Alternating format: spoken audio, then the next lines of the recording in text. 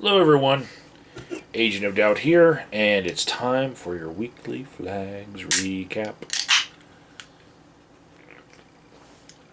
So, to begin, I do not endorse anyone that I talk about in this video unless I say so. And quit flagging everyone. Please try to find other ways to resolve disputes. Flag of the week, everyone, is Team 4-Star. Now, for those of you who don't know, Team 4-Star has for years had a series on YouTube called Dragon Ball Z Abridged. And what it is taking every episode of Dragon Ball Z, shortening it, and also changing the dialogue so that it's funnier. And basically what they're shortening in the whole thing is all the fight scenes, because if you know anything about Dragon Ball Z, all of the fight scenes just take up most of the time, and the drama in between that really moves the story along is the least part of each episode of the original Dragon Ball Z. Every week you get a 30-minute episode of Super Saiyans charging up like ah and like oh, and like flames popping out of them, and it takes like weeks for a fight to be over because that's just the original content. So they took the fight scenes out largely and shortened them, and they changed the dialogue to be funnier. And if it weren't for Dragon Ball Z Abridged, Dragon Ball Z might not have the popularity that it has, because they really did a service to it. Basically, they got people interested in it by seeing what it could be if it was just a drama. So, Team 4-Star is the company that's been doing this, and they've been making a lot of money off of these YouTube videos, and a lot of their content has now been taken off YouTube by the content owners of the original Dragon Ball Z.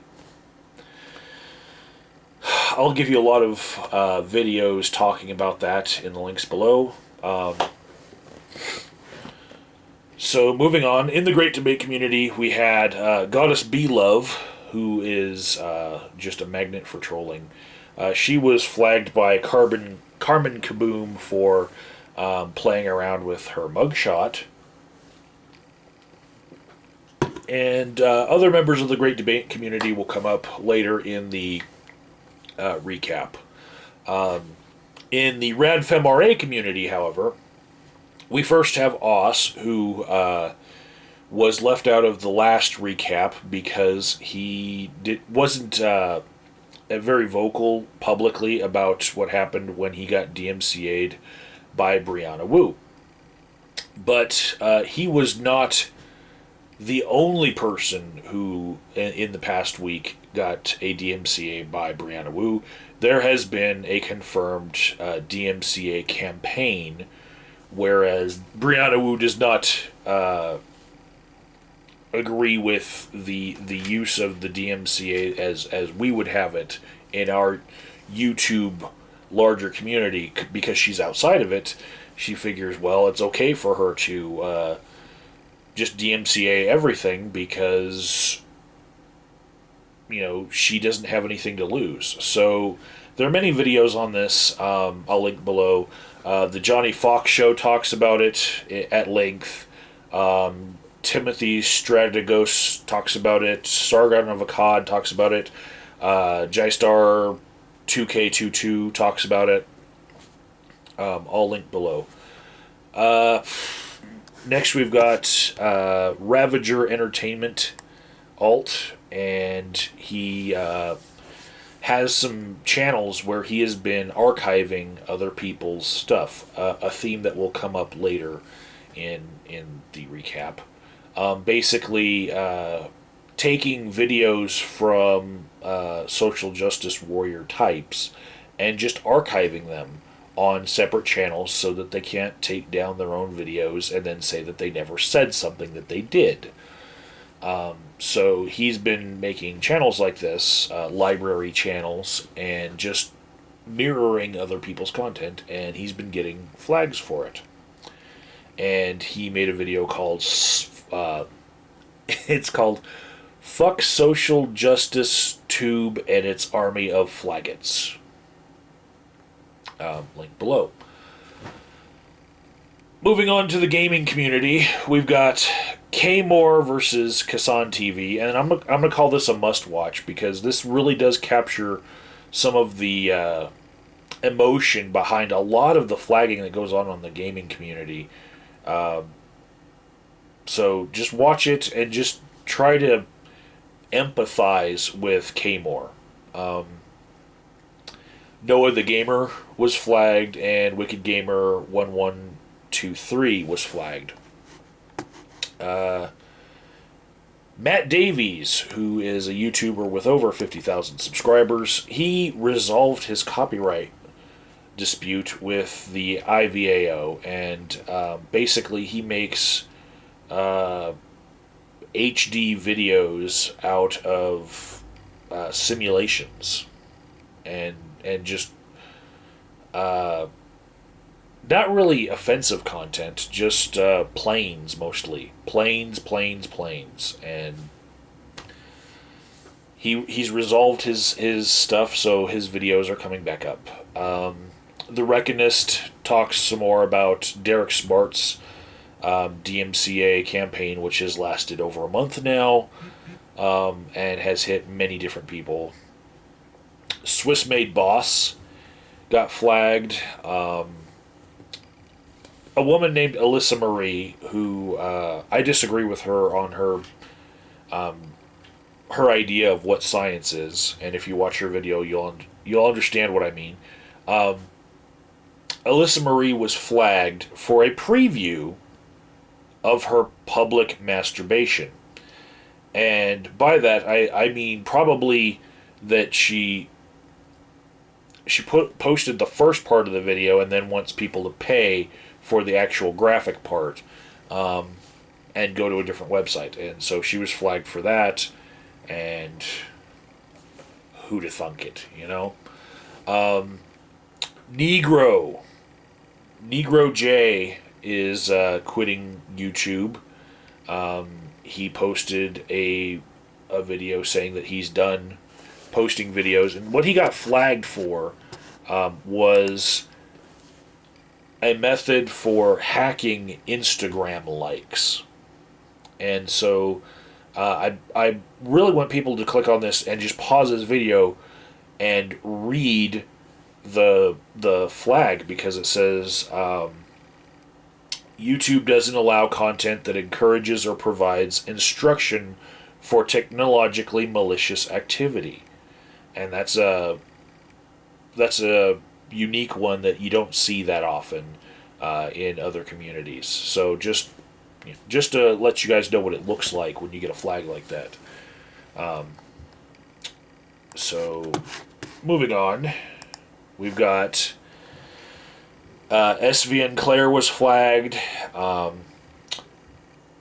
POK is me got flagged for making a tutorial video on how to make homemade napalm.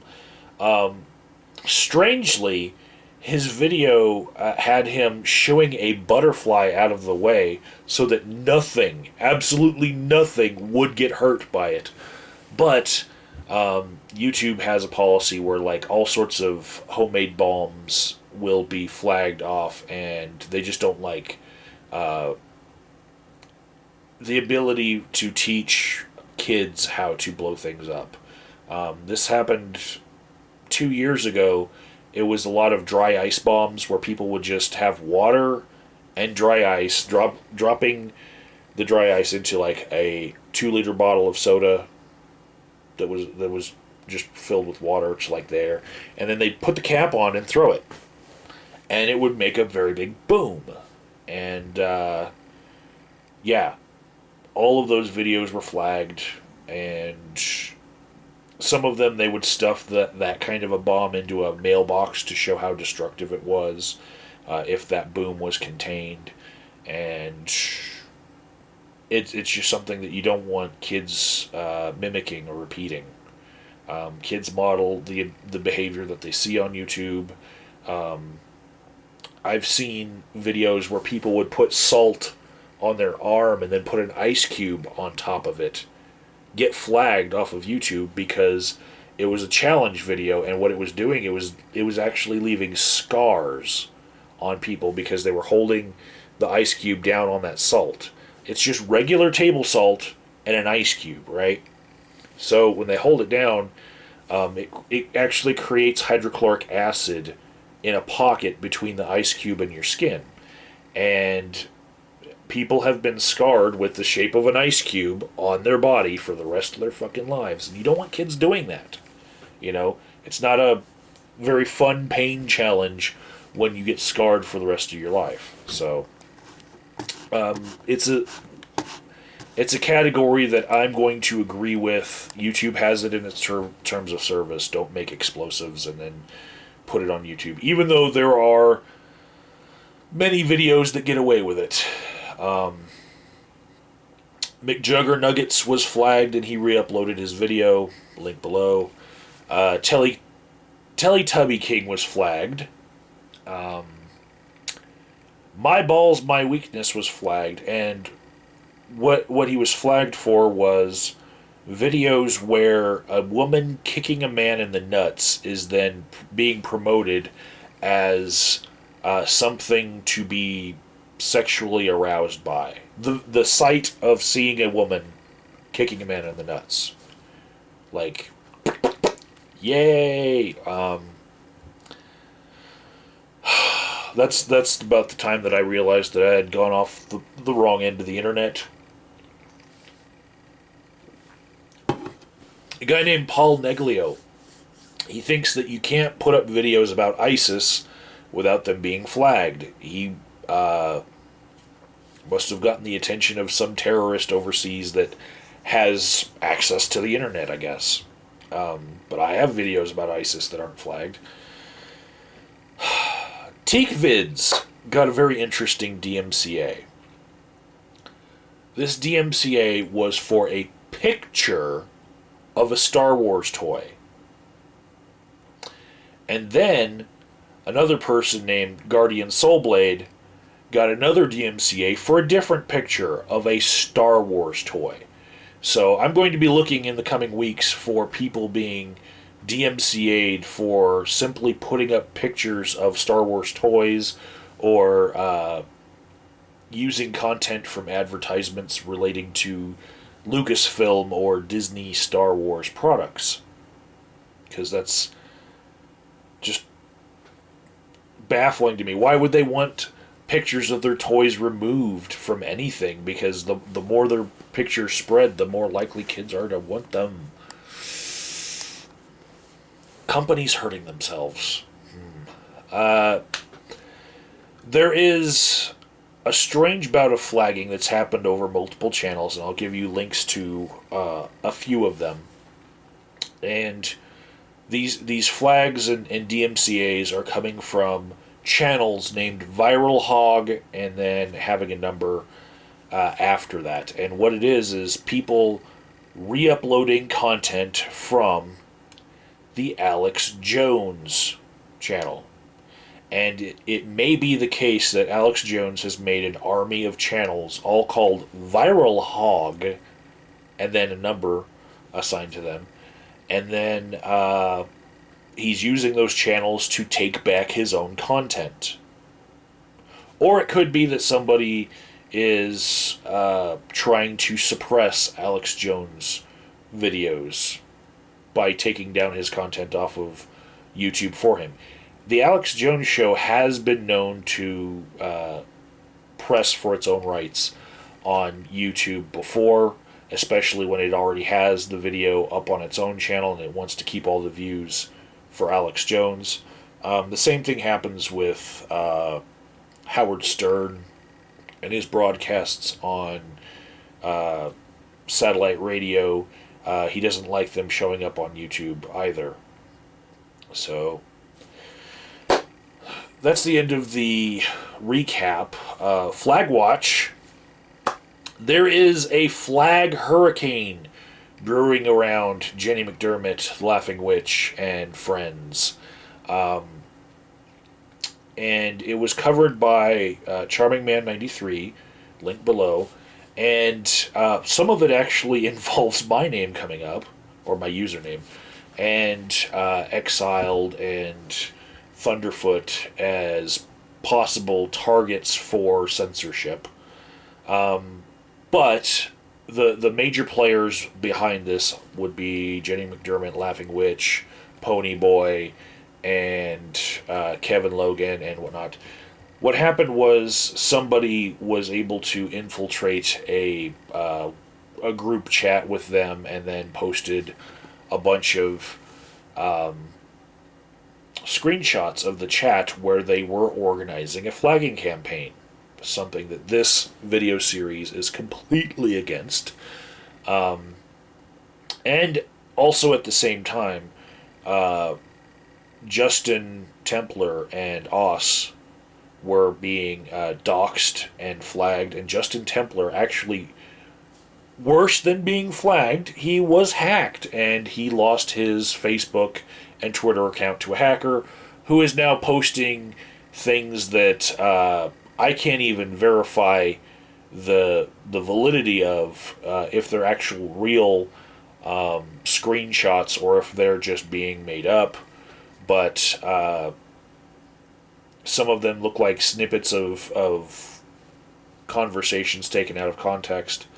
I can tell you from my perspective, I think the reason why an entire thread between me and Justin Templar from his Facebook account hasn't become public, if in fact it was Jenny McDermott and Bewildered Ape who hacked his account. The reason why the entire thread in its context hasn't come out is because it doesn't fit the narrative that I am a doxer. Because it's very one-sided in the amount of information coming from Justin Templar to me. A lot of information, and at around the same timeline, you can check my YouTube channel. I was saying, hey, your information's out there to Jenny McDermott, and yeah, the entire context, I don't think they would want out because it doesn't fit the narrative of larger YouTubers conspiring against Jenny McDermott. You know, because it takes bigger names to attract more subscribers for view whoring. So, I'm going to let Charming Man 93's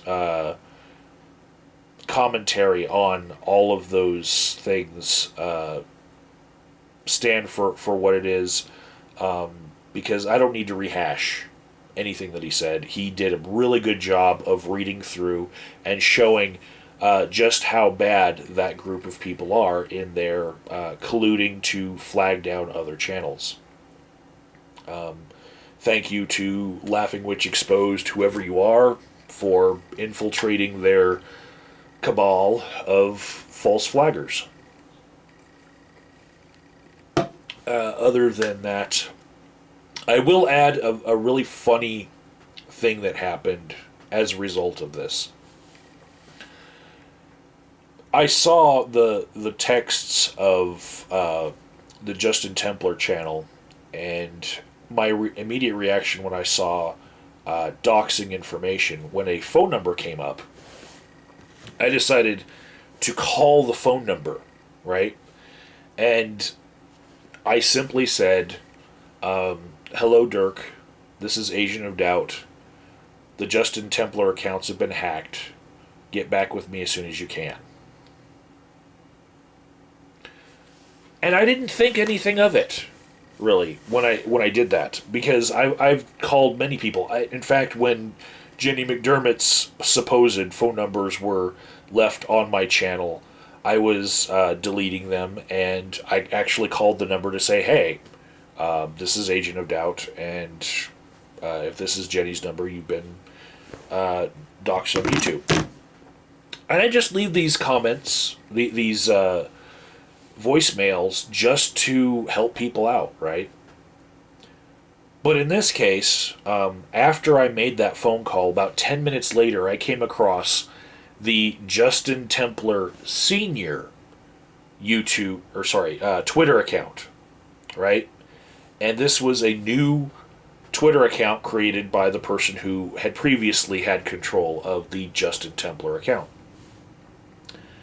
And he was posting that the docs that they were using was the wrong person, and it was that wrong person's old phone number, and that was his former roommate. And so I thought about this, and I was like, so somebody who has a phone number that they got that isn't belonging to his old roommate, so they have like no way of knowing anything about this situation. Somebody like that got a voicemail from me saying, hello, this is Agent of Doubt. The Justin Templar accounts have been hacked. Please get back with me as soon as you can. And outside of myself, just listening to myself say that, somebody got a really interesting voicemail. You know? That's kind of weird. So, something funny came of this. Okay, guys. Until next week when I make another weekly flags recapped, please quit flagging each other. Make videos explaining why you hate people and explaining why you deserve more attention than you're getting, because those people have more subscribers and views than you, so you're angry at them. And maybe just talk about the subjects they're talking about and say why you disagree, and explain things in a way that is persuasive to others, and maybe you won't be so butthurt all the time. Till next week.